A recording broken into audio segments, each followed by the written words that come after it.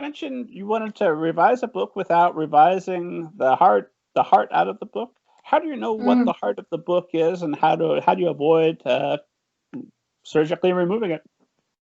Well, this is actually something that I struggle with to this day. But I think that what I try to do now is, before I revise, is I write a list of, it's kind of like a heart list, or like a list of all the things I love most in the book. And I try to keep that in mind when I'm revising. And then I guess the heart of the book would be like the thing at the center of it, like my agent has described it as like a crystal at the center of the story, that if you had to remove it, it would be a completely different story. So you can change everything around that crystal. You can change how you structure the book, or how,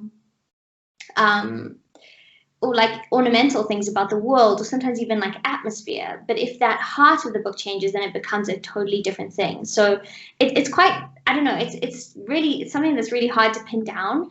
But I do try to think about that beforehand, because so what I did with this revise and resubmit is I actually ended up rewriting the book in prose, which is like, hello, that takes out that changes the book completely, going from verse to prose. And then added in a whole bunch of other characters, it was just too much added to it. And I think that maybe was the thing that was kind of problematic about that revision, was that it just got too far away from its original form and what the agent originally loved about it.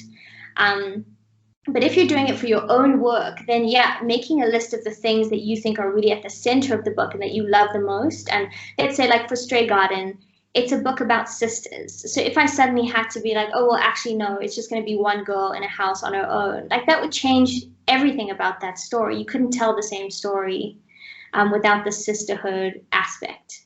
I don't know if that's explaining it properly. It is something that I still struggle with, to be honest. Oh, is there maybe a famous book you could think of where we could remove the heart, where we can easily identify what the heart of it is? It's just like asking you an essay question on a test and you haven't prepared for it ahead of time. It might be cruel. Well, okay, let me think. Okay, let's take Because of Winn-Dixie, because everyone knows that book by Kate Camillo. I love that book. So I think if you had to take out,